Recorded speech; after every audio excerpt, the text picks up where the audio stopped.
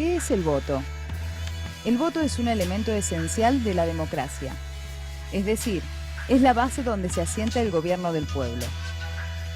El voto es un derecho y un deber que tenemos todos los ciudadanos y que está relacionado con nuestra capacidad de elegir quiénes serán nuestros representantes en el gobierno.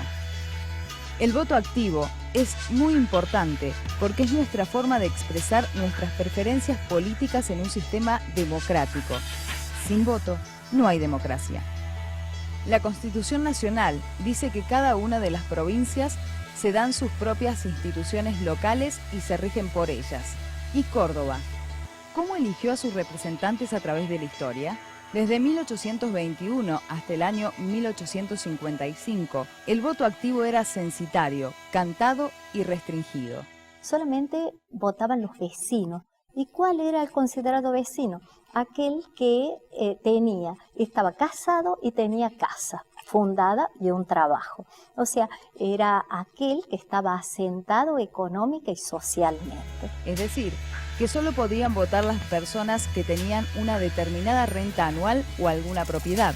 Realizaban su elección en voz alta o elegían la boleta en presencia de las autoridades de mesa. Pero el voto cantado era público porque se consideraba que uno tenía que expresarse y asumir la responsabilidad ante el mundo, o mejor dicho, ante sus pares, por quien votaba.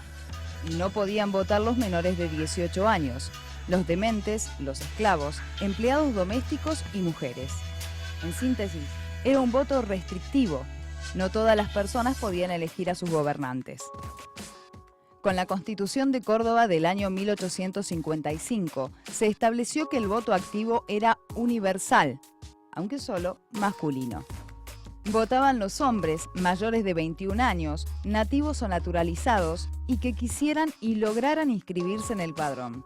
Generalmente las personas tenían que escribir el nombre del candidato elegido en una boleta. Debían hacerlo en presencia de los integrantes de la mesa de votación, y por si esto fuera poco, como muchos no sabían leer ni escribir, tenían que decir por quién votaban en voz alta. En definitiva, el voto no era tan universal ni tan libre. Seguía siendo un voto restrictivo y controlado. Eran todos dispositivos que estaban diseñados y pensados en una orientación restrictiva, en el sentido de que esos dispositivos a lo que apuntaban era a garantizar la primacía de una sola fuerza política en el espacio de la representación. La Constitución de Córdoba de 1870 detalló los mecanismos y procedimientos para que el voto sea universal, secreto y voluntario. Las personas debían concurrir a las mesas inscriptoras para anotarse y así luego poder votar. Tanto las mesas empadronadoras como las mesas de votación estaban dirigidas y controladas por los vecinos más respetados e influyentes del municipio, cosa que a veces complicaba la votación de las personas que no compartieran las mismas ideas políticas que ellos y por ende las de la élite gobernante. Hasta acá hemos visto que la Constitución de 1870 legalizó ciertas restricciones que permitían que solo unos pocos participaran de la elección de gobernantes, dando continuidad a los gobiernos oligárquicos. ¿Qué clase de sociedad es esta? Que los que tienen más se dejan gobernar por los que tienen menos. Que los que han puesto mayor contingente ya de dinero, de bienes, de fortuna, ya de instrucción o de años de experiencia, han de ser gobernados por los más pobres, por los menos experimentados y por los que muy poco contribuyen a formar la sociedad y con casi nada a la renta pública. A fines de 1870, el terreno político era un espacio de luchas constantes. Había conflictos entre los principales representantes del régimen conservador, pero ya se consolidaba la figura del general Julio Argentino Roca, quien en 1880 fue elegido presidente de la Nación. Córdoba fue la principal promotora del Pacto de Gobernadores que impulsó la candidatura de Roca. ¿Quién manda en Córdoba? ¿A quién responde la presente situación? De todos los labios escapa la respuesta: el general Roca. A partir de 1880 ya el territorio está consolidado. ¿Por qué? Porque Roca ya conquistó todo el sur, se hizo efectiva la toma de posesión territorial. Entonces hay una clase, se llama oligarquía, esto es un grupito que tiene el poder y que considera cuáles son los valores que deben imperar en ese país desde el punto de vista de la estructura económica y social. Mandaba Roca, pero ¿quiénes integraban los gobiernos en Córdoba? Gobernaban los Garzón, los Álvarez, los Del Viso, los Juárez-Selman, los Gavier, los Olmos, los Echenique.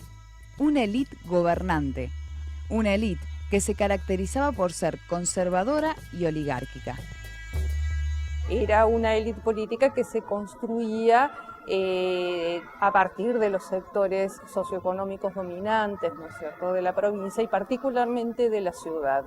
¿Cómo gobierna? En función de la manipulación electoral que permite aislar a potenciales rivales, pero también de la renovación permanente de pactos al interior de la dirigencia que le permite, por un lado, mantener esos pactos con ya existentes o también cooptar a dirigentes que potencialmente cooptables. A través de la legislación que creaba, evidenciaba su preferencia, ¿no es cierto?, por estos sistemas restrictivos que configuraran un régimen político de tipo oligárquico.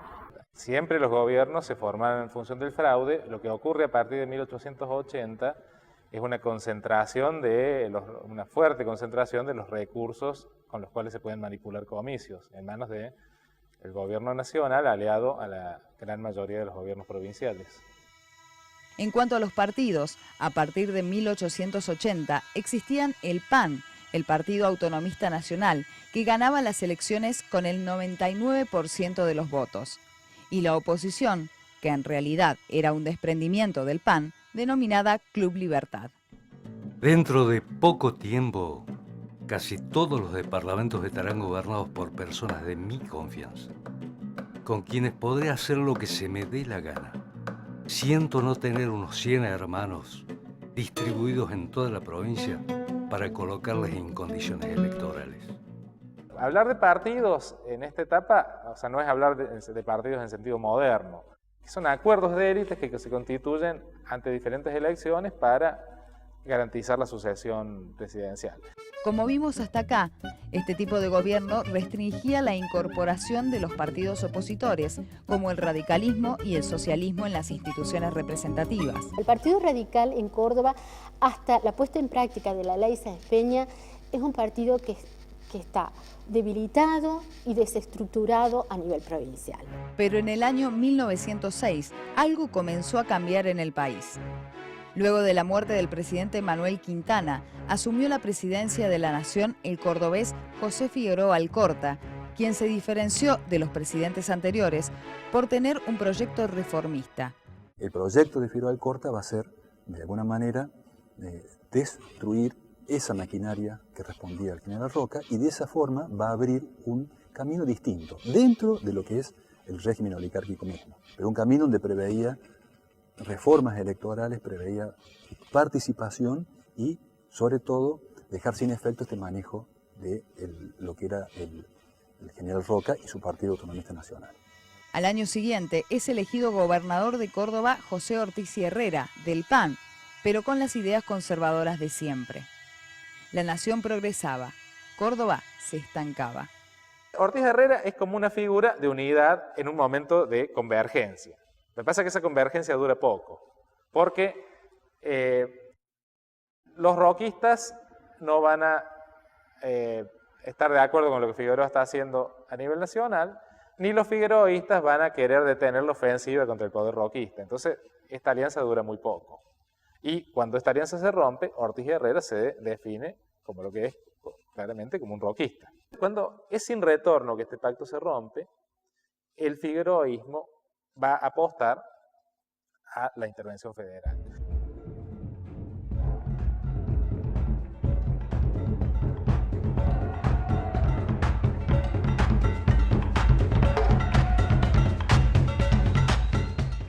Y de allí en más toda la acción de la intervención apunta precisamente a instalar en la provincia una nueva alianza política que no solo garantizara la adhesión al gobierno nacional, sino que además encauzara la transición hacia la democracia representativa en Córdoba. De todas maneras, es decir, la presencia del interventor federal provoca inmediatamente la renuncia del gobernador Ortiz de Herrera. He resistido hasta la última extremidad. No dispongo ni he podido disponer de los medios necesarios para impedir el hecho que se consuma. Y como hombre de convicción y principios, debo obediencia y acatamiento a las leyes de la nación que obedezco y acato. Así, la intervención federal en Córdoba de 1909 dejó en claro una situación que se venía gestando desde hacía un tiempo, el conflicto de intereses entre los miembros de la élite gobernante. En 1910 asumió Roque Sáenz Peña como presidente de la Nación. Tenía el deber de profundizar el proyecto reformista iniciado por Figueroa Alcorta. Roque Sáenz Peña, con el aval, con el apoyo de Figueroa Alcorta, llega al gobierno, incluso están los discursos cuando él asume la presidencia, donde él reconoce así textualmente, explícitamente, que él venía a protagonizar otra etapa, pero en base a la que había cumplido Figueroa Alcorta. Así, el presidente Roque Sáenz Peña se comprometió a realizar una reforma electoral para garantizar un régimen más democrático.